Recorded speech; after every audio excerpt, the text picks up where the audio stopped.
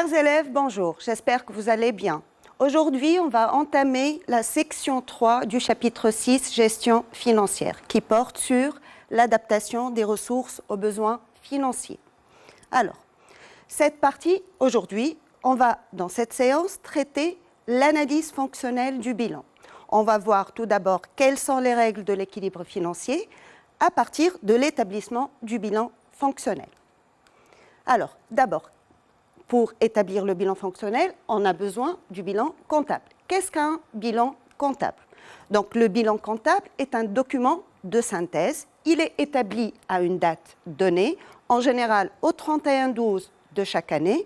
Et bien sûr, il va regrouper dans une partie, la partie gauche, l'ensemble des emplois provisoires, qu'on appelle aussi actifs, et l'ensemble des ressources provisoires dans la partie droite, qu'on appelle capitaux propres et passifs. Par contre, le bilan fonctionnel, il est aussi scindé en deux parties. La partie gauche, qui constitue les emplois. On trouve deux parties dans ce bilan fonctionnel. La partie haute, où on a les emplois stables. La partie basse, où on a les actifs courants. On va voir par la suite la différence entre les deux. Dans la partie droite, on a l'ensemble des ressources constituées par les ressources stables et par les passifs courants. On rappelle que le bilan fonctionnel, il est établi, bien sûr, en valeur brute. Alors, vous avez ici les deux bilans. Donc là, vous avez le bilan comptable. Donc, dans le bilan comptable, on a les actifs. Les actifs sont composés par les actifs non courants, donc les actifs à long terme, dont la durée est supérieure à un an, les actifs courants, dont la durée est inférieure à un an, c'est-à-dire les actifs à court terme, donc ce sont les emplois provisoires. De l'autre côté, donc vous avez les capitaux propres et passifs, vous avez les éléments à long terme constitués par les capitaux propres et les passifs non courants. Et après, vous avez la partie qui est à court terme, donc les passifs courants, constitués essentiellement par les dettes à court terme. Par contre, dans le bilan fonctionnel, on va parler d'emplois. Donc, on a les emplois stables constitués essentiellement par les actifs immobilisés qu'on va calculer en valeur brute, les actifs courants ou circulants, donc qui constituent les actifs liés au cycle d'exploitation. Dans la partie droite, on a les ressources constituées par les ressources stables, c'est-à-dire les moyens de financement à long terme de l'entreprise, donc les financements stables. Et en bas, vous avez les passifs courants ou circulants qui constituent les moyens de financement de notre cycle d'exploitation. Donc, il faut faire attention, dans le bilan fonctionnel, on fait toujours, plutôt on calcule toujours les valeurs en valeur brute. Chaque élément doit être analysé suivant le principe d'appartenance à l'une des trois fonctions. D'ailleurs, d'où la nomination du bilan fonctionnel. Donc, on a l'opération, ou plutôt la fonction exploitation, la fonction investissement et enfin la fonction financement. Donc, pour le cycle lent, c'est-à-dire les investissements et les financements. Donc, d'un côté, on a les investissements ou les emplois stables. De l'autre côté, vous avez les ressources stables qui vont servir à financer ces emplois stables. On a aussi en bas, donc, le cycle à court terme, qui est le cycle d'exploitation qu'on a déjà vu dans la section précédente. Le cycle d'exploitation qui se traduit par les opérations suivantes. Donc, l'entreprise achète, elle stocke, elle vend par la suite, elle vend bien sûr à crédit, donc ce qui crée des créances à court terme. Et bien sûr, ces créances seront par la suite encaissées, qui vont générer des disponibilités, qui vont bien sûr servir à rembourser les dettes fournisseurs. Donc, règlement des dettes. Donc, il y a des insuffisances au niveau du bilan comptable qu'il faut corriger pour pouvoir faire l'analyse financière. Donc, le bilan comptable, il est trop détaillé. Il ne montre pas clairement les fonctions investissement, financement et exploitation, car le bilan comptable, bien sûr, se traduit par des éléments à long terme, à court terme, des deux côtés. Et enfin, il n'est pas établi pour des fins d'analyse financière, c'est-à-dire qu'on ne peut pas utiliser le bilan comptable pour faire une analyse financière de la situation de l'entreprise. Donc, qu'est-ce qu'on doit faire? Il faut passer du bilan comptable au bilan fonctionnel. Donc, qu'est-ce qu'on va faire? On va faire des retraitements, des reclassements pour pouvoir utiliser le bilan fonctionnel dans l'analyse financière. Donc, pour faire ces reclassements, on va commencer par les actifs non courants du bilan comptable. Donc là, on va passer du bilan comptable vers le bilan fonctionnel. Donc là, comme vous voyez, dans le bilan comptable, les actifs non courants sont composés des actifs immobilisés et des autres actifs non courants. Pour l'actif immobilisé, on a les immobilisations incorporelles, corporelles, à statut juridique particulier, ce sont les immobilisations qu'on a achetées par crédit, bail ou leasing, et les immobilisations financières.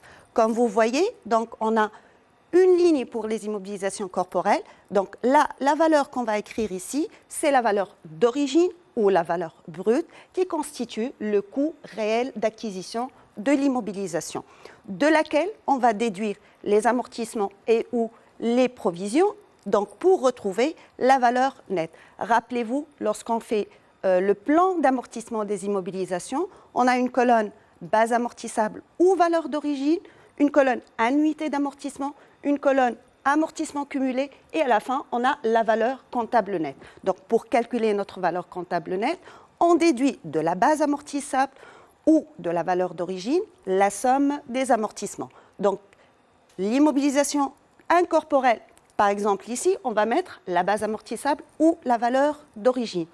Ici, on va mettre le cumul d'amortissements et bien sûr, on va déduire de la valeur d'origine les amortissements cumulés pour retrouver notre valeur comptable nette.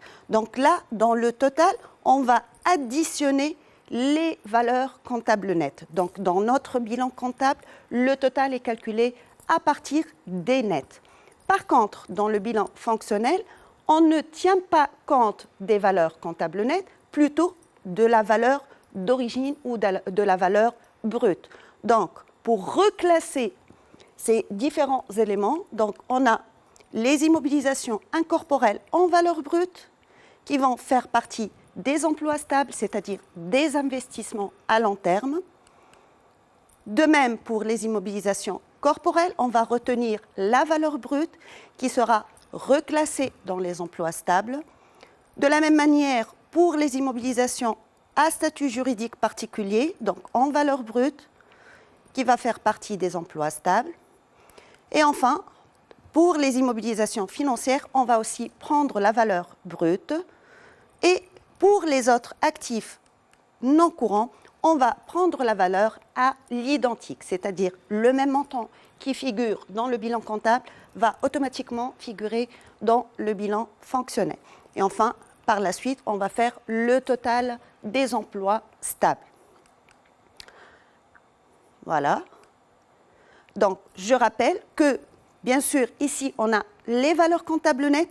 Lorsqu'on a repris ces valeurs dans le bilan fonctionnel en valeur brute, il y aura un déséquilibre entre les emplois et les ressources. Donc, les emplois seront plus élevés que les ressources.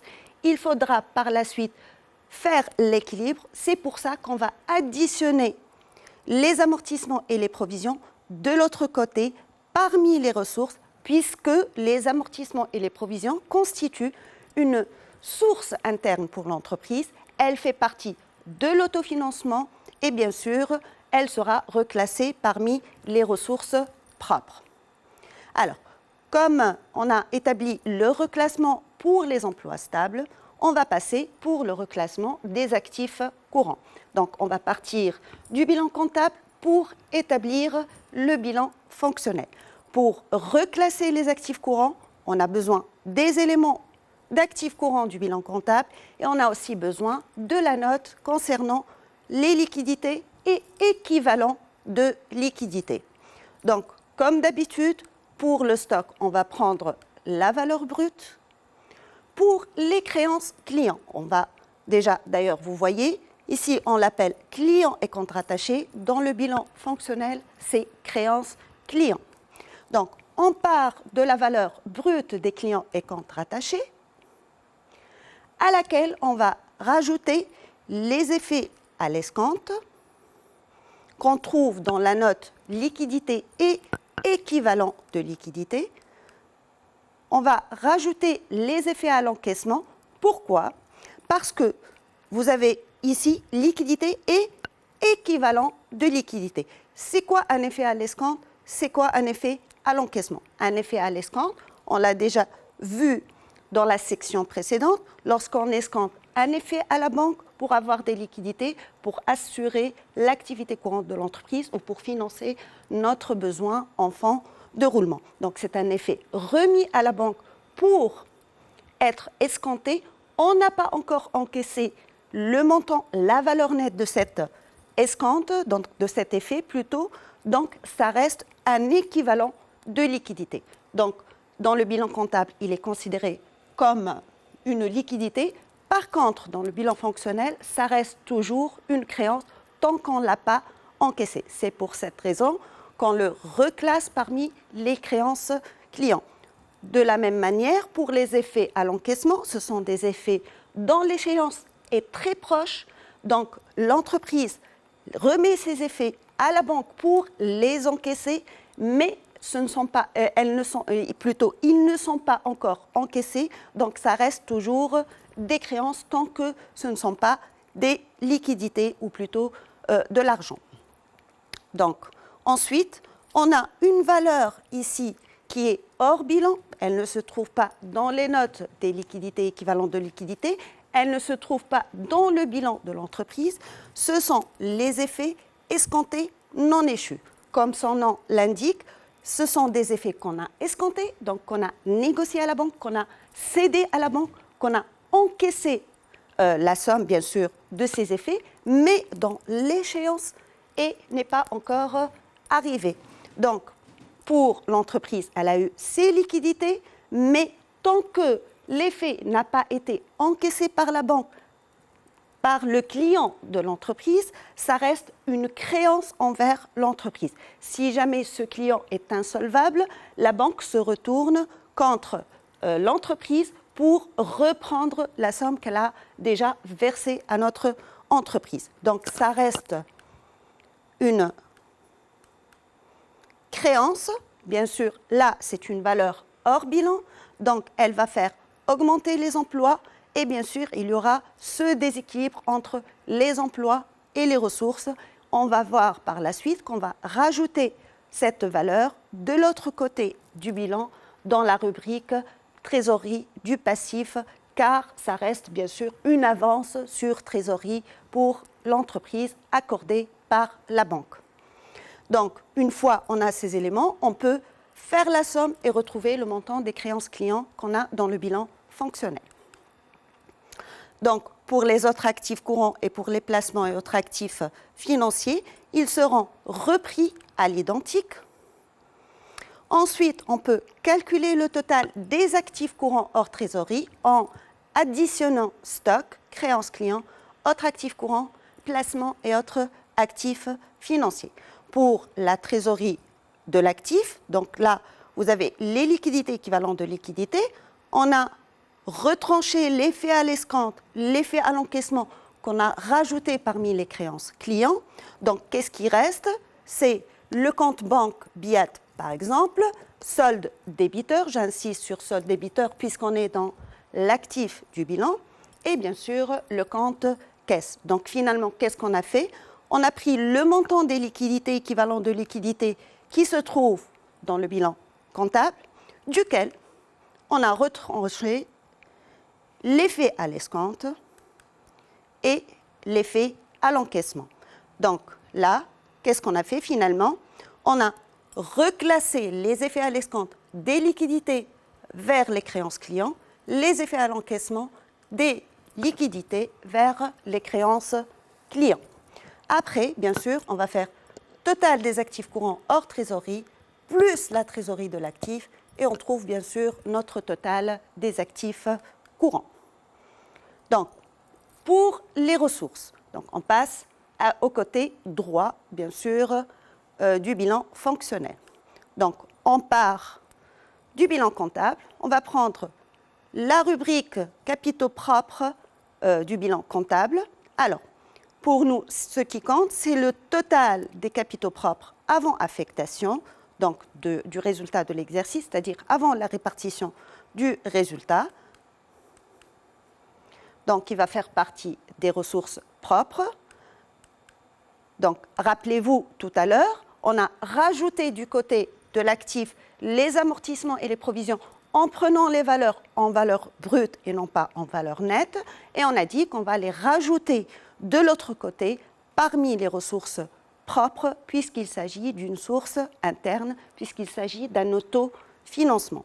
Donc, on part du bilan comptable. Donc, on a ici les amortissements et les provisions, etc.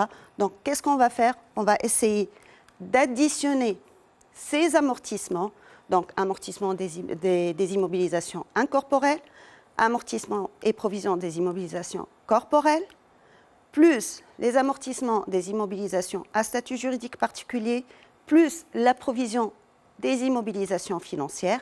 Et il ne faut pas oublier, bien sûr, les provisions des stocks et les provisions des créances clients ou des clients et comptes rattachés qu'il faut aussi rajouter puisqu'on a pris ces valeurs en valeur brute. Donc, on va obtenir le total des amortissements de l'actif qu'on va rajouter parmi les ressources propres. Et faites attention, il y a une provision qui se trouve dans le passif, dans la rubrique passif non courant. Donc, c'est la provision pour risques et charges qui est aussi une source pour l'entreprise qu'il faudra par la suite rajouter parmi les ressources propres. Donc, finalement, les ressources stables sont constituées par le total des capitaux propres avant affectation, plus le total des amortissements et provisions qui se trouvent dans le bilan comptable, que ce soit dans l'actif ou dans le passif. Passons maintenant aux dettes financières. Donc, on va partir du passif non courant, constitué dans le bilan comptable par les emprunts à long terme. Les emprunts auprès des établissements de leasing, ce sont les crédits, les emprunts crédit-bail qui sont obtenus pour acheter une immobilisation, pour acquérir une immobilisation par crédit-bail. Les autres passifs financiers, ce sont les autres dettes à long terme et bien sûr la provision qui est déjà partie parmi les ressources propres. Donc, de ces éléments, pour calculer les dettes financières, on part de l'emprunt, on rajoute les emprunts auprès des établissements financiers, et là, on a une note, bien sûr, et les autres passifs financiers non courants, et là, on a une note qui s'intitule « Concours bancaire et autres passifs financiers ». Cette rubrique se trouve dans le bas du bilan parmi les passifs courants. Donc, c'est la dernière rubrique des passifs courants. Dans cette rubrique, on a les emprunts à court terme et bien sûr, si vous voulez, la trésorerie passive de l'entreprise, les concours bancaires, les banques soldes créditeurs, etc. Donc, qu'est-ce qu'on a ici? On a un compte qui s'intitule « Échéance à moins d'un an sur emprunt non courant ». Comme son nom l'indique, on a échéance à moins d'un an. Je rappelle que le bilan comptable, il est établi en long terme et en court terme. C'est-à-dire, c'est une partie de l'emprunt, l'amortissement de l'emprunt, qui sera remboursé au cours de l'année suivante. Il faut rappeler que le bilan comptable, il est établi au 31/12. Donc, cet amortissement sera payé au cours de l'année suivante, c'est-à-dire pour une durée inférieure à un an. Donc, il faisait partie de cet emprunt qui est non courant, mais puisque son échéance est devenue à court terme, il a été reclassé comptablement parmi les passifs courants dans la rubrique concours bancaires et autres passifs financiers. Et là, dans le bilan fonctionnel, on ne raisonne plus en court terme et long terme, mais plutôt en origine. Donc, l'origine de cet amortissement, c'est l'emprunt. Donc, c'est un financement stable, si vous voulez, c'est un financement à long terme. Donc là, on va reclasser cette échéance à moins d'un an parmi l'emprunt c'est un emprunt stable. Donc, on va la rajouter parmi les dettes financières dans la rubrique dettes financières, dans les ressources stables. Donc, finalement, pour calculer les ressources propres, on fait total des capitaux propres avant affectation, plus les amortissements et provisions. On trouve les ressources propres. Après, on a les dettes financières constituées par les emprunts, les autres passifs financiers et l'échéance à moins d'un an qu'on a reclassé parmi les dettes financières. Donc, on trouve les dettes financières, ce qui va nous donner le total des ressources stables. Donc, finalement, là, on va passer au passif courant. Donc, le bas du bilan fonctionnel, la partie ressources. Donc, de la même manière, on va partir du bilan comptable, on va partir de la note concours bancaire et autres passifs financiers, de l'extrait du bilan comptable concernant les passifs courants et de ce renseignement complémentaire, cette valeur hors bilan qui concerne les effets escomptés non échus. Donc, pour les passifs courants, là, on a les dettes fournisseurs, donc ce sont les fournisseurs et comptes rattachés à l'identique, donc rien ne change, juste le nom. Après, on a les autres passifs courants, ils sont repris aussi à l'identique. Concernant cette rubrique, concours bancaire et autres passifs financiers, cette rubrique sera scindée, sera divisée en deux. Une partie concours bancaire qui va faire partie de la trésorerie du passif et la partie autres passifs financiers sera classée parmi les passifs courants hors trésorerie. Alors, bien sûr, cette rubrique concours bancaire et autres passifs financiers est composée par ces comptes. Donc, comment on va répartir ces comptes parmi ces deux nouvelles rubriques? Donc, rappelons que, bien sûr, l'échéance à moins d'un an sur emprunt non courant a déjà été reclassée parmi les dettes financières. Donc, qu'est-ce qu'il nous reste? L'emprunt courant lié au cycle d'exploitation, les intérêts courus, la banque solde créditeur, donc c'est, si vous voulez, une dette de l'entreprise envers la banque. Et enfin, les concours bancaires, ce sont les autorisations accordées par la banque pour une période à court terme pour avoir un compte débiteur pendant, bien sûr, une période courte. Donc, je vais commencer d'abord par la trésorerie du passif. C'est plus facile, vous allez voir. Donc, parmi ces comptes, on a le compte banque solde créditeur, donc qui va faire partie de la trésorerie du passif. On a aussi les concours bancaires, ce sont des trésoreries passives. Et je rappelle qu'on a les effets escomptés non échus qui ont été ajoutés tout à l'heure parmi les créances clients, donc les effets escomptés non échus. Et comme on l'a déjà dit, l'escompte des effets de commerce, l'entreprise a transformé ses créances en liquidité. Oui, c'est vrai, il s'agit d'un moyen de financement à court terme pour notre besoin en fin de roulement. Bien sûr, on l'a rajouté parmi les créances clients et on va le mettre parmi la trésorerie du passif en attendant son échéance si jamais notre client devient insolvable. Donc la banque va reprendre le montant qu'elle nous a déjà versé. Donc elle va faire partie de la trésorerie passive. En même temps, on aura l'équilibre entre les emplois et les ressources puisqu'on l'a déjà rajouté parmi les créances clients. Donc là, on l'a rajouté dans la trésorerie du passif. Donc, ce qui reste, bien sûr, dans cette note, on a l'emprunt, donc on va le mettre parmi les autres passifs financiers courants, là, et bien sûr, les intérêts courus, qui va faire partie des autres passifs financiers courants. Donc finalement, cette rubrique concours bancaire et autres passifs financiers a été répartie entre deux nouvelles rubriques, les autres passifs financiers courants et la trésorerie du passif. Donc, on a fini notre passif courant. Donc, on peut aussi, je rappelle, calculer les autres passifs financiers par déduction, c'est-à-dire partir de la valeur qui existe déjà dans notre bilan comptable et on va déduire l'échéance à moins d'1 an qui a été reclassée parmi les dettes financières, déduire les concours bancaires qui sera reclassé dans la trésorerie du passif et les banques soldes créditeurs qui fera partie de la trésorerie du passif. On aura le même résultat. À votre aise, vous utilisez la méthode qui vous semble la plus simple. Donc, conseil, pour pouvoir établir et faire les reclassements, il faut procéder méthodiquement en indiquant clairement les reclassements et le retraitement effectués. Et bien sûr, il faut toujours vérifier l'égalité entre les emplois et les ressources, bien sûr, principe de la partie double.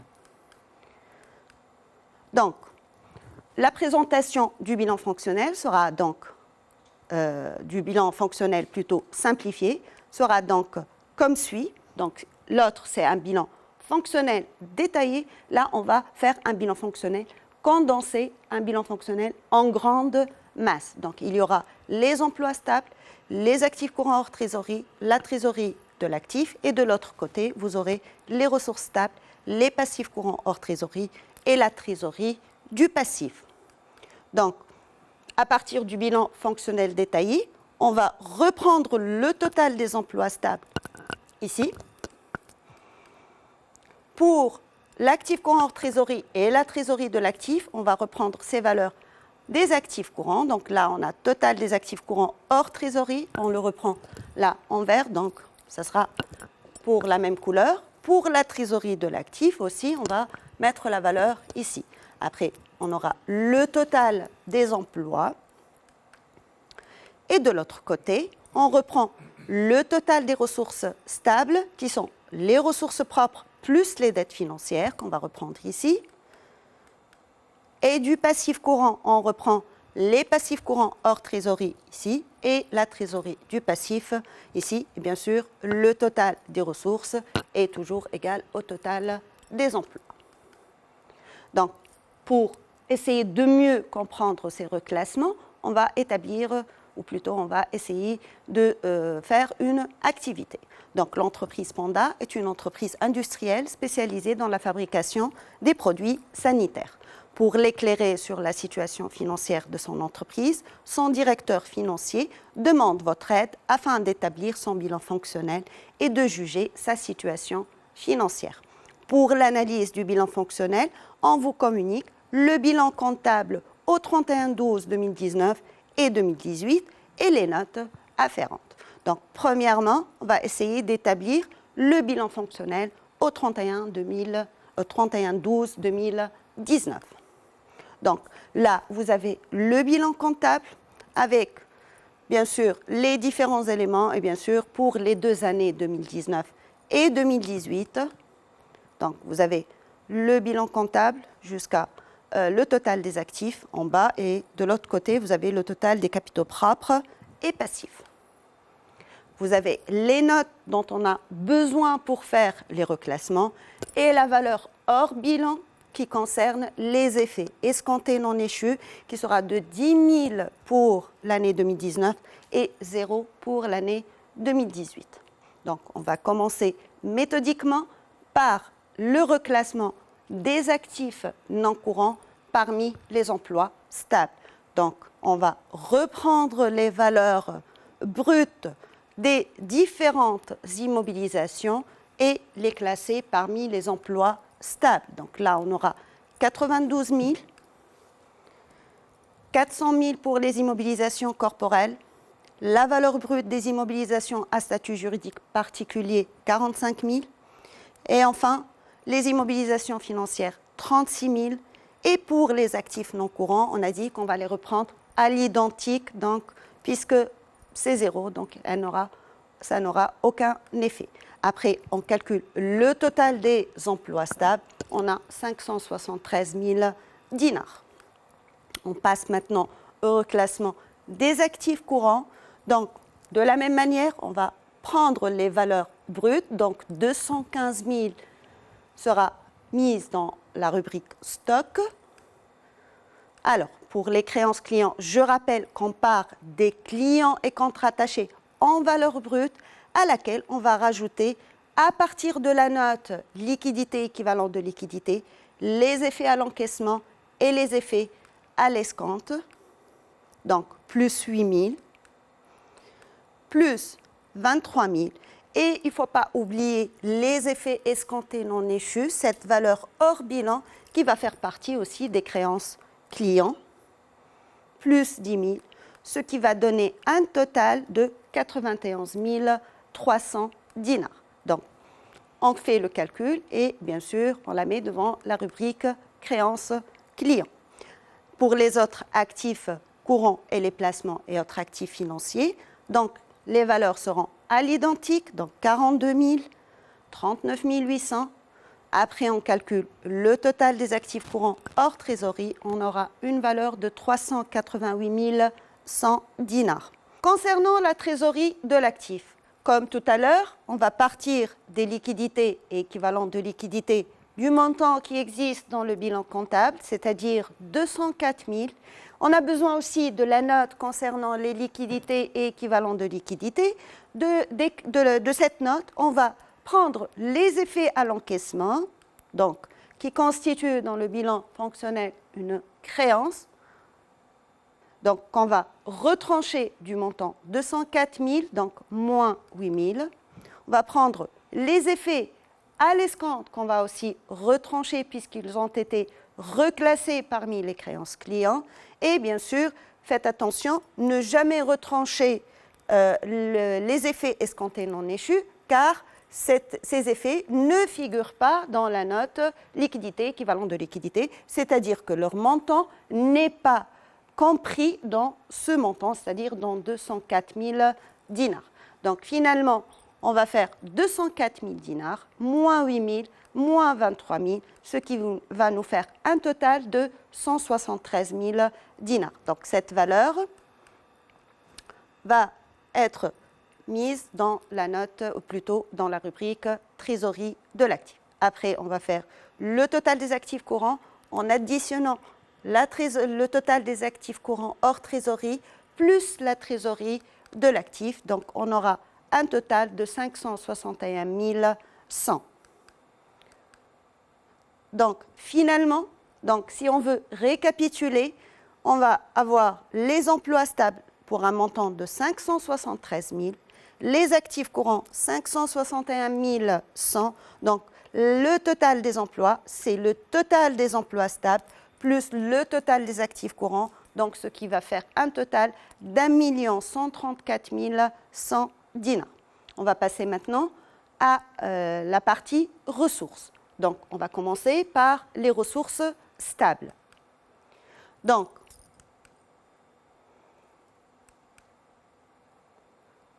là, on va partir des capitaux propres avant affectation du bilan comptable, donc 732 000, à laquelle on va, je vous rappelle qu'on va additionner, bien sûr, les amortissements et les provisions qui se trouvent dans les actifs non courants d'abord, c'est-à-dire on aura 28 000 plus 170 000 plus 15 000, l'amortissement des immobilisations à statut juridique particulier, plus la provision pour les immobilisations financières. Là, c'est la partie des actifs non courants. Il ne faut pas aussi oublier les provisions pour les stocks, donc plus 9 000, et les provisions pour dépréciation des comptes clients, c'est-à-dire 3 000 dinars. Donc on aura un total des amortissements et des provisions de l'actif de 227 000 qui sera reclassé parmi les ressources propres. Je vous rappelle qu'il y a aussi une provision dans le passif d'un montant de 36 000 dinars, donc, qui fera partie aussi des ressources propres. Donc, à la fin, pour avoir le total des ressources propres, on va faire la somme de 732 000 dinars plus 227 000 dinars, plus 36 000 dinars, ce qui va nous faire un total de 995 000 dinars. Pour les dettes financières, on a besoin de l'extrait du passif non courant et bien sûr de notre note concours bancaire et autres passifs financiers. Donc, je rappelle que pour les dettes financières, donc, on va additionner le montant des emprunts, les emprunts auprès des établissements de leasing, donc pour 54 000 dinars, plus les autres passifs financiers, là on n'a pas, donc c'est 0. Et à partir de cette note, bien sûr, on va prendre le compte échéance à moins d'un an sur emprunt non courant, car cette échéance, elle fait partie, l'origine est un emprunt à long terme, donc on doit la reclasser parmi les ressources stables et plus exactement dans les dettes financières. Donc là, on aura un total de 61 500 dinars qui va faire la valeur de notre dette financière. Donc finalement, pour calculer le total des ressources stables, il suffit d'additionner le total des ressources propres plus les dettes financières. Donc on aura un total d'1 056 500 dinars. On passe maintenant au passif courant. Donc là, on a besoin d'un extrait du passif courant du bilan comptable et bien sûr de notre note échéance, concours bancaire et autres passifs financiers. Donc pour les dettes fournisseurs, donc rappelez-vous, c'est la même chose que les fournisseurs et contrats attachés, c'est-à-dire à l'identique, la même valeur, 35 000 dinars. Pour les autres passifs courants, de la même manière, c'est le même montant, donc 24 000 dinars qu'on va reprendre dans notre bilan fonctionnel. Et bien sûr, pour cette rubrique concours bancaire et autres passifs financiers, on a besoin de cette note, bien sûr, pour pouvoir établir la valeur des autres passifs financiers et celle de la trésorerie du passif. Donc, concernant l'échéance à moins d'un an, ça a été déjà reclassé parmi les dettes financières. Là, on a concours bancaire. On sait très bien que les concours bancaires et les banques soldes créditeurs feront partie de la trésorerie du passif. Donc, finalement, on va partir de ce total, plutôt celui-là, total des concours bancaires et autres passifs financiers. On va retrancher l'échéance à moins d'un an qui a été reclassée, les concours bancaires et les banques soldes créditeurs qui seront en bas parmi la trésorerie du passif. Donc finalement, on part de la valeur des concours bancaires, ça c'est la deuxième méthode, donc 16 100. On retranche l'échéance à moins d'un an qui a été reclassée dans les dettes financières. On va retrancher les concours bancaires qui vont faire partie de la trésorerie du passif, la valeur de la banque solde créditeur qui va faire partie aussi de la trésorerie du passif. Donc, on va trouver un montant de 1400 dinars. Donc, cette valeur va faire partie plutôt de la rubrique autres passifs financiers. On aurait pu faire autrement. Donc, on aurait pu, par exemple, éliminer, on va procéder par élimination, éliminer ce montant, échéance à moins d'un an sur emprunt non courant, éliminer le montant des concours bancaires, des banques soldes créditeurs. Qu'est-ce qui reste? Il reste l'emprunt courant et les intérêts courus. On aurait pu faire leur somme et bien sûr, ça va nous donner 1400 plus 0, donc ça sera 1400. Donc, vous utilisez la méthode qui vous semble la plus facile. Donc, finalement, pour calculer le total des passifs courants hors trésorerie, il suffit de faire la somme 35 000 plus 24 000 plus 1400, ce qui va donner un total de 60 400 dinars.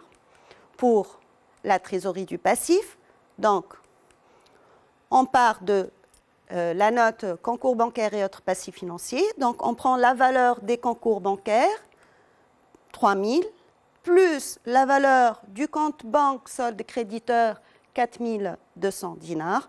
Et bien sûr, il ne faut pas oublier les effets escomptés non échus, comme on a dit tout à l'heure. On l'a ajouté dans les créances clients et on a dit que, comme s'il s'agit bien sûr d'une avance sur trésorerie, donc ce qui va faire un total de 17 200 dinars qui sera reclassé dans la trésorerie du passif. Donc finalement, pour calculer le total des passifs courants, on fait total passif courant hors trésorerie, 60 400, plus trésorerie du passif, 17 200, ce qui va faire un total des passifs courants de 77 600 dinars. Donc, une fois on a terminé la partie droite des ressources, donc on peut établir notre bilan fonctionnel détaillé. On a la partie des emplois qu'on a déjà calculée et bien sûr la partie des ressources qu'on a déjà calculée. Et enfin, vous remarquez que le total des emplois est égal au total des ressources, donc on a respecté le principe de la partie double. À partir de ce bilan détaillé, on va essayer, bien sûr ça c'est le bilan de l'année 2018 qu'on a déjà préparé, donc on va essayer d'établir notre bilan fonctionnel en grande masse, condensé, simplifié, donc il a plusieurs nominations. Donc, en fin de compte, on a notre bilan détaillé. De ce bilan détaillé, on va prendre le total des ressources stables, donc on va la réécrire ici. Le total des actifs courants hors trésorerie, 388 100, on va l'écrire ici. Et on a notre trésorerie de l'actif, 173 100. Vous pouvez faire le total ou bien sûr recopier le total des emplois, c'est-à-dire 1 134 000 dinars. De la même manière, pour les ressources, on part du total des ressources stables, 1 056 500 dinars, du total des passifs courants hors trésorerie, 60 400, total bien sûr, ou plutôt trésorerie du passif, 17 200. Le total, bien sûr, ça sera 1 134 100 dinars. Voilà, donc une fois on a reclassé les différents éléments, on peut établir notre bilan fonctionnel qui va servir par la suite à l'analyse de la situation financière de l'entreprise. Donc si on veut récapituler, pour faire le reclassement et partir du bilan comptable vers le bilan fonctionnel, tout d'abord, il faut reprendre les valeurs en brut, si vous voulez, en valeur d'origine, au coût réel d'acquisition, c'est-à-dire les valeurs qui se trouvent en haut, avant d'enlever les amortissements et les provisions. Là, on va parler d'actifs non courants, actifs courants, capitaux propres et passifs non courants et passifs courants. De l'autre côté, on va parler d'emplois stables, de ressources stables, investissement, financement, et on a actifs courants ou circulants, passifs courants ou circulants, c'est-à-dire cycle d'exploitation.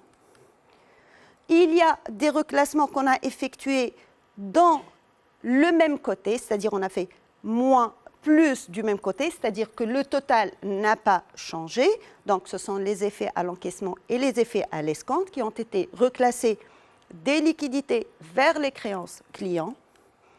On a aussi des reclassements de l'autre côté. Rappelez-vous, échéance à moins d'un an, qu'on a reclassé des passifs courants vers les dettes financières, c'est-à-dire vers les ressources stables. Et bien sûr, les amortissements et provisions, puisqu'on a ici établi les valeurs en brut, donc ont été rajoutés net plus amortissement, ça donne la valeur brute, donc ont été rajoutés aux actifs non courants pour avoir les emplois stables, et par la suite rajoutés dans les ressources stables, plus exactement dans la rubrique ressources propres, car on a considéré que les amortissements sont des sources d'autofinancement. Aussi, on a les effets escomptés non échus qui sont des valeurs hors bilan, c'est-à-dire on a rajouté les effets escomptés non échus parmi les créances clients et bien sûr on les a rajoutés de l'autre côté parmi les passifs courants et plus exactement dans la trésorerie passive. Donc voilà, grosso modo, quels sont les retraitements à faire pour passer d'un bilan comptable à un bilan fonctionnel. Donc une fois notre bilan fonctionnel établi, on peut passer à l'analyse de l'équilibre financier. Bien sûr, notre bilan va servir à analyser la situation financière de l'entreprise. Le premier élément d'analyse, c'est l'équilibre financier. On va voir par la suite, dans une autre partie, dans une autre séance, comment on peut analyser la situation financière à partir des ratios. Donc, l'analyse de l'équilibre financier, donc on part de notre bilan fonctionnel en grande masse et à partir de ce bilan, on va essayer d'analyser la situation, l'équilibre financier de l'entreprise. Donc, le bilan fonctionnel fait apparaître plusieurs cycles permettant de comparer les différents éléments financiers. Donc, vous avez le cycle durable, donc les ressources stables et les emplois stables, que l'on compare, où l'on compare les investissements durables au financement stable. Et on a le cycle d'exploitation, c'est le cycle le bas du bilan, donc là, qui bien sûr, c'est l'activité courante de l'entreprise. Donc, on achète, on stocke, bien sûr, on a des créances, on a des dettes, donc on va essayer de gérer notre activité courante. Et enfin, bien sûr, on a un cycle de trésorerie, donc qui constitue la trésorerie de l'actif et la trésorerie du passif. Donc, ces éléments vont nous permettre de faire quoi? On va essayer d'analyser l'équilibre financier de l'entreprise. Donc, la base de l'équilibre financier de l'entreprise se fait, bien sûr, à partir de 3 indicateurs. Le premier indicateur, qu'on appelle le fonds de roulement, donc qu'on note par FDR. Le deuxième indicateur, c'est le besoin en fonds de roulement, qu'on note par BFR. Et enfin, on a la trésorerie nette qu'on note par TN. Donc, on va essayer d'analyser l'équilibre par, bien sûr, à partir de ces trois grandeurs, si vous voulez. Donc, il y a un principe fondamental dans l'équilibre financier, bien sûr, c'est l'équilibre financier minimum. Donc, le minimum, l'entreprise doit avoir des ressources stables suffisantes pour financer ses emplois stables, c'est-à-dire que les emplois stables doivent être financés en intégralité, en totalité, par des ressources stables. Donc, on va commencer par étudier le fonds de roulement. Donc, c'est quoi le fonds de roulement? Donc, c'est l'excédent, c'est-à-dire le reste des ressources stables, après avoir financé les emplois stables. Donc, je vais essayer de vous présenter un schéma. Donc là, on a les ressources stables et là, on a les emplois stables. Donc ces ressources stables vont financer les emplois stables. Il reste une partie, donc c'est l'excédent qu'on appelle fonds de roulement. Donc ressources stables moins emplois stables. Donc c'est ça, c'est l'excédent des ressources stables après avoir financé la totalité des emplois stables. Donc, vous avez la formule, fonds de roulement égale ressources stables moins emploi stable. Passons maintenant donc, aux commentaires. Si, par exemple, le fonds de roulement est positif, dans ce cas-là, on va dire que les ressources stables financent la totalité, l'intégralité des emplois stables. Là, l'entreprise dégage une marge de sécurité et, bien sûr, on a assuré l'équilibre financier minimum. Donc, la première condition de l'équilibre financier, c'est d'avoir un fonds de roulement positif. Si, par contre, le fonds de roulement est négatif, dans ce cas-là, les ressources stables n'arrivent pas à financer la totalité des emplois stables, c'est-à-dire qu'une partie des emplois stables a été financée par des ressources à court terme. Ça, c'est une situation dangereuse à long terme, puisque normalement, lorsqu'on investit, normalement, la rentabilité de l'investissement sert à rembourser les ressources stables. Puisqu'on a obtenu une ressource à court terme, l'échéance arrive et bien sûr, on n'a pas encore encaissé la rentabilité de l'investissement. Donc, l'entreprise sera obligée de se réendetter pour financer, ou plutôt pour rembourser un emprunt. Donc, il y aura un surendettement. Donc, là, bien sûr, on va parler de déséquilibre financier. Donc, le déséquilibre financier est lorsque le fonds de roulement est négatif. On va passer maintenant aux besoins en fonds de roulement. Donc, on a déjà étudié dans la section précédente le besoin en fonds de roulement normatif, c'est-à-dire en jours de chiffre d'affaires hors taxe. Là, on va parler du besoin en fonds de roulement stable, permanent, qui existe dans l'entreprise tout au long de son activité. Donc, le besoin en fonds de roulement représente le besoin de financement de son cycle d'exploitation. Pourquoi on a un besoin? On a déjà vu que c'est suite au décalage entre les décaissements et les encaissements. L'entreprise achète, stocke, produit, vend, et lorsqu'elle vend à crédit. Donc, les encaissements seront un peu plus loin, alors que le fournisseur, la dette fournisseur, l'échéance est arrivée. Donc, il y a un décalage entre les encaissements et les décaissements, ce qui crée notre besoin en fonds de roulement. Donc, si vous voulez, une représentation schématique. Donc là, on a les actifs courants hors trésorerie.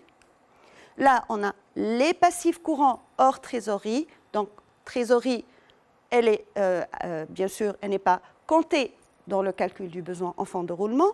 Donc, là, on remarque que les dettes courantes n'arrivent pas à financer la totalité des actifs courants. Les dettes, ce sont les ressources. Là, on a les emplois. Donc là, on a un besoin en fonds de roulement, bien sûr, qui est la partie de l'actif qui n'a pas été financée par des dettes à court terme.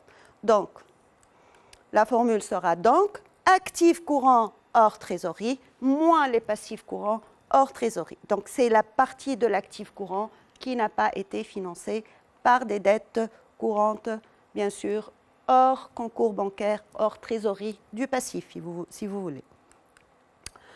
On va passer maintenant à la trésorerie nette. Alors, c'est quoi la trésorerie nette? C'est le produit de l'ajustement entre le fonds de roulement et le besoin en fonds de roulement. Je rappelle que le fonds de roulement, c'est ce qui reste des ressources stables après avoir financé les emplois stables. Cet excédent de ressources stables va servir à quoi? Il va servir à financer notre besoin en fonds de roulement permanent. Donc, ces ressources stables vont financer un emploi, bien sûr, permanent, donc, pour financer le besoin en fonds de roulement.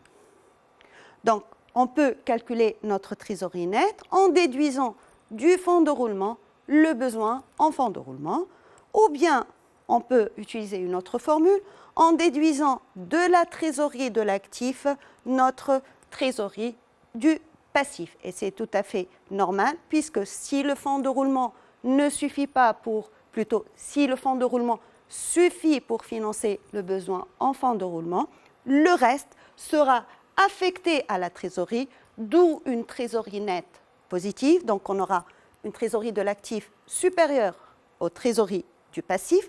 Par contre, si le fonds de roulement ne suffit pas pour financer notre besoin en fonds de roulement, l'entreprise aura besoin de recourir à un découvert bancaire, à un concours bancaire. Donc, dans ce cas-là, la trésorerie du passif sera supérieure à la trésorerie de l'actif, d'où une trésorerie nette négative. Donc, si par exemple on a une trésorerie de l'actif supérieure à la trésorerie du passif, on aura une trésorerie nette, bien sûr, positive. Donc, c'est le reste de la trésorerie de l'actif. Si par contre la trésorerie de l'actif est inférieure à la trésorerie du passif, donc dans ce cas-là, trésorerie de l'actif moins trésorerie du passif, on aura une trésorerie nette négative, donc passive si vous voulez. Rappelons la règle de l'équilibre financier. Donc il existe une relation entre les trois indicateurs qu'on appelle équation de l'équilibre financier. Donc, le fonds de roulement est égal au besoin en fonds de roulement plus trésorerie nette. Donc, on a vu tout à l'heure que la trésorerie nette est égale fonds de roulement moins besoin en fonds de roulement. Donc, mathématiquement, le fonds de roulement sera égal au besoin en fonds de roulement plus la trésorerie nette. Donc, si je reprends ce que j'ai dit tout à l'heure, si le fonds de roulement est supérieur au besoin en fonds de roulement, on aura un excédent des ressources sur les besoins. Dans ce cas-là, la trésorerie nette sera positive. Donc là, on a réalisé notre équilibre financier global. Donc je rappelle, il y a deux conditions dans l'équilibre financier. Donc la première, c'est l'équilibre financier minimum en ayant un fonds de roulement positif. La deuxième condition de l'équilibre financier, c'est d'avoir une trésorerie nette positive. Donc on a réalisé notre équilibre financier global. Par contre, si le fonds de roulement est inférieur aux besoins en fonds de roulement, il y aura une insuffisance des ressources par rapport aux besoins et dans ce cas-là, on aura une trésorerie nette négative. Attention, on ne parle pas de déséquilibre financier, là on dit que l'équilibre financier global n'est pas respecté. On peut trouver des solutions pour améliorer cette situation. On ne parle de déséquilibre financier que si notre fonds de roulement est négatif. Donc, on va récapituler. Donc, pour calculer notre fonds de roulement, donc, il suffit d'avoir ressources stables moins emploi stable. Pour calculer notre besoin en fonds de roulement, on aura actif courant hors trésorerie moins passif courant hors trésorerie. Et pour calculer notre trésorerie nette, on aura trésorerie de l'actif moins trésorerie du passif, ou bien on peut faire fonds de roulement moins besoin en fonds de roulement. Alors, si par exemple on a une trésorerie nette négative, on peut chercher des solutions. Donc, je rappelle que la trésorerie nette, c'est le fonds de roulement moins le besoin en fonds de roulement. C'est-à-dire, si je veux augmenter, améliorer ma trésorerie nette, il suffit soit d'augmenter mon fonds de roulement, soit, ou bien sûr, et ou, on peut faire les deux en même temps, diminuer mon besoin en fonds de roulement. Donc, je rappelle que le fonds de roulement, c'est les ressources stables moins les emplois stables. Donc, si je veux augmenter mon fonds de roulement, soit j'augmente mes ressources stables et ou je diminue mes emplois stables. Donc, soit je peux augmenter les ressources stables. Comment on augmente les ressources stables? Je rappelle que les ressources stables sont composées par les capitaux propres et les dettes financières, les ressources propres et les dettes financières. Là, donc, on peut recourir à une augmentation du capital ou bien sûr, recourir à une nouvelle dette à long terme. Soit je peux diminuer mes emplois stables. Je rappelle que les emplois stables sont constitués essentiellement des immobilisations. Donc, je peux céder une ancienne immobilisation et avoir des ressources supplémentaires. Je peux aussi jouer sur le besoin en fonds de roulement en le diminuant. Donc, je rappelle que le besoin en fonds de roulement est égal à l'actif courant hors trésorerie composé par les stocks et les créances clients essentiellement et les passifs courants hors trésorerie composés essentiellement par les dettes courantes. Donc, pour pouvoir diminuer mon besoin en fonds de roulement, soit je diminue mon actif courant hors trésorerie, soit j'augmente mon passif courant hors trésorerie. Donc, si je veux diminuer mon actif courant hors trésorerie, je dois diminuer la valeur de mes stocks, par exemple. Comment je peux diminuer la valeur de mes stocks? En achetant en plus petite quantité. Et pour acheter en plus petite quantité, je dois augmenter la rotation des stocks. Ou bien sûr, je peux jouer sur la créance client en essayant de diminuer mes créances clients, accorder des escomptes de règlement, diminuer le délai de règlement ou de recouvrement des créances. Ou bien sûr, je peux augmenter mes passifs courants, acheter, si vous voulez, avoir des délais de règlement plus lointains. Donc là, on va augmenter les délais crédit fournisseurs. Donc on essaie d'augmenter notre trésorerie nette en cherchant la solution la plus adéquate pour l'entreprise. Donc là, on va essayer d'appliquer tout ce qu'on a vu. On va faire la suite de l'activité qu'on a déjà vue où on a établi notre bilan fonctionnel. Donc, à partir du bilan fonctionnel en grande masse, établi en première partie, étudier l'équilibre financier en mettant en évidence les variations et on va essayer de commenter les résultats. Donc ça, c'est le bilan qu'on a établi tout à l'heure lorsqu'on a fait les reclassements du bilan comptable vers le bilan fonctionnel, les valeurs des 2 années, 2019 et 2018. Et on va commencer par notre fonds de roulement. Donc je rappelle que le fonds de roulement, c'est le total des ressources stables moins le total des emplois stables. Donc là, on a le total des ressources stables, le total des emplois stables pour l'année 2019. Donc on va faire 1 056 500 moins 573 000 dinars, ce qui va donner un fonds de roulement de 483 500 dinars pour l'année 2019. Donc pour l'année 2018, donc on aura 969 100 moins 608 000, ce qui va faire un total, plutôt un fonds de roulement de 361 100 dinars.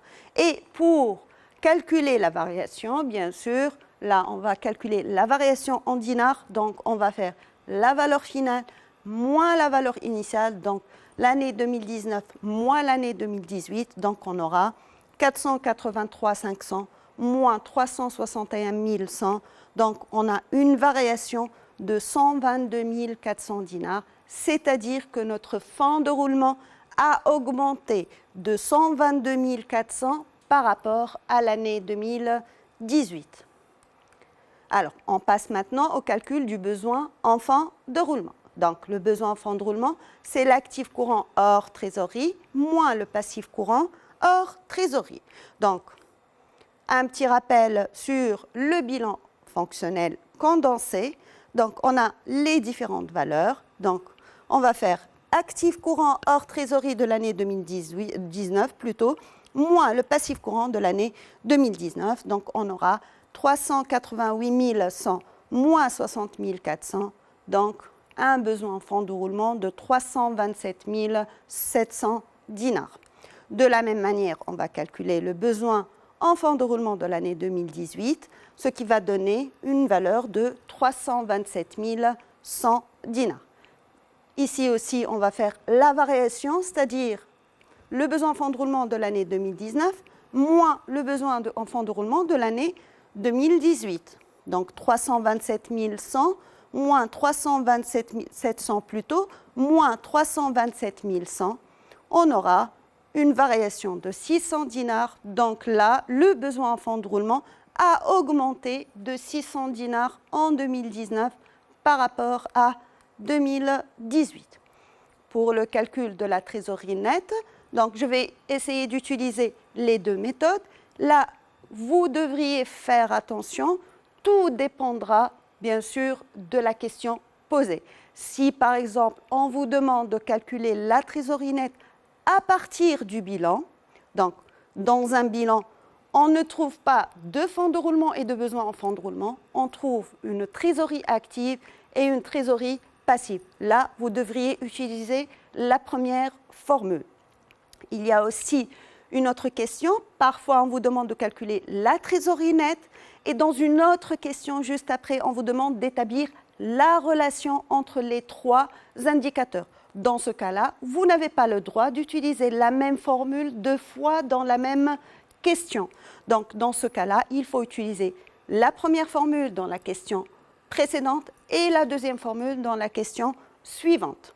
Donc, ici, on va essayer de faire les deux calculs et bien sûr, pour vous, vous allez faire attention dans la lecture des questions. Donc, on a les données du bilan fonctionnel, donc on va faire trésorerie de l'actif, donc on aura 173 000 dinars moins 17 000 dinars trésorerie du passif, donc ce qui va donner une trésorerie nette de 155 800 dinars. De la même manière, on va calculer la trésorerie nette de l'année 2018, donc on va faire 42 000 moins 8 000, donc ça fera une trésorerie nette de 34 000 dinars. Donc on va faire la variation, 155 800 moins 34 000, ce qui va donner une variation de 121 800, c'est-à-dire que notre trésorerie nette a augmenté de 121 800 par rapport à l'année 2018. Donc, on va aussi calculer notre trésorerie nette à partir du fonds de roulement et du besoin en fonds de roulement. Donc là, on va faire 483 000 moins 327 700, ce qui va donner la même trésorerie nette, 155 800. Et de la même manière, pour l'année 2018, donc on aura une trésorerie nette de 34 000 dinars et aussi on aura une variation de 121 800. Donc maintenant, on va essayer de récapituler et de faire l'analyse de l'équilibre financier. Donc vous avez là le fonds de roulement et le besoin en fonds de roulement et la trésorerie nette des 2 années, 2019-2018, et leur variation. Et on va essayer de commenter. Donc, premièrement, on regarde, bien sûr, notre fonds de roulement, il est positif pour les 2 années. Donc, l'entreprise a assuré une marge de sécurité. Donc, l'équilibre financier minimum a été préservé. Et on a remarqué aussi une augmentation du fonds de roulement. De la même manière, on a un besoin en fonds de roulement positif pour les 2 années. Donc, on a un besoin pour financer notre cycle d'exploitation et on a remarqué que notre besoin en fonds de roulement a augmenté légèrement. Et bien sûr, le fonds de roulement est supérieur au besoin en fonds de roulement. Donc, le fonds de roulement a financé notre besoin en fonds de roulement et on a eu une trésorerie nette positive et ce pour les 2 années. Donc, on va récapituler tout ça dans ce paragraphe. Donc là, on a le fonds de roulement des 2 années est positif. Les emplois stables sont financés en totalité par les ressources stables. Donc, on a financé, c'est pour ça qu'on a un FDR ou plutôt un fonds de roulement positif. Donc, l'entreprise assure une marge de sécurité. Donc, notre équilibre financier minimum a été préservé. De la même manière, on a le besoin en fonds de roulement est positif pour les 2 années. Il a légèrement augmenté par rapport à 2018. Cette augmentation, 600 dinars, a été largement financée par l'augmentation du fonds de roulement, 122 000 dinars. Donc, elle a augmenté par rapport, donc il a largement augmenté par rapport à 2018 et cette augmentation est largement couverte par l'augmentation du fonds de roulement. Et enfin, notre trésorerie nette est positive pour les 2 années. Elle a augmenté par rapport à 2018 et cette augmentation, bien sûr, a été couverte par une augmentation du fonds de roulement plus vite que le besoin en fonds de roulement. Donc, notre trésorerie nette est positive, donc l'entreprise a assuré son équilibre financier global. Donc, le fonds de roulement a enregistré une augmentation de 122 400 dinars, plus élevée que l'augmentation du besoin en fonds de roulement, d'où bien sûr l'augmentation de la trésorerie nette. L'étude de cette variation sera faite dans une autre partie de cette section, lorsqu'on va voir par la suite le tableau de financement qui va expliquer les causes ou l'origine, si vous voulez, de ces variations. Donc, finalement, si on veut synthétiser tout ça sous forme de schéma, donc pour analyser l'équilibre financier, on a 3 indicateurs, le fonds de roulement, le besoin en fonds de roulement et la trésorerie nette. Donc, le fonds de roulement est égal aux ressources stables moins les emplois stables. Donc, si le fonds de roulement est positif, on va parler d'équilibre financier minimum. Si par contre notre fonds de roulement est négatif, on va parler de déséquilibre financier. Pour le besoin en fonds de roulement, donc c'est l'actif courant hors trésorerie moins le passif courant hors trésorerie. En général, on a un besoin en fonds de roulement positif, c'est-à-dire un besoin. Par contre, si par exemple on a un besoin en fonds de roulement négatif, c'est très rare, mais c'est possible. Donc dans ce cas-là, on n'a pas de besoin, on a plutôt un dégagement en fonds de roulement. Mais en général, on a un besoin en fonds de roulement positif. Dans ce cas-là, on dit que l'entreprise a un besoin de financement de son cycle d'exploitation. Et enfin, notre trésorerie nette, qui est égale à la trésorerie de l'actif moins la trésorerie du passif, ou bien au fonds de roulement, moins besoin en fonds de roulement, ce qu'on appelle l'équation de l'équilibre financier. Et dans ce cas-là, si on a une trésorerie nette positive, c'est-à-dire que le fonds de roulement a financé la totalité du besoin en fonds de roulement, on va parler d'équilibre financier global. Par contre, si notre trésorerie nette est négative, c'est-à-dire que le fonds de roulement n'a pas financé la totalité du besoin en fonds de roulement, dans ce cas-là, l'équilibre financier global n'est pas respecté. Là, l'entreprise devra chercher des solutions pour améliorer sa trésorerie. Il faut aussi rappeler qu'avoir une trésorerie nette positive très importante, c'est aussi une mauvaise gestion. Donc l'entreprise doit aussi chercher à placer cet excédent pour fructifier cet argent inemployé. Voilà, maintenant notre cours s'achève. On va voir la séance prochaine comment on va analyser la situation financière à partir des ratios. Donc en attendant, au revoir et merci.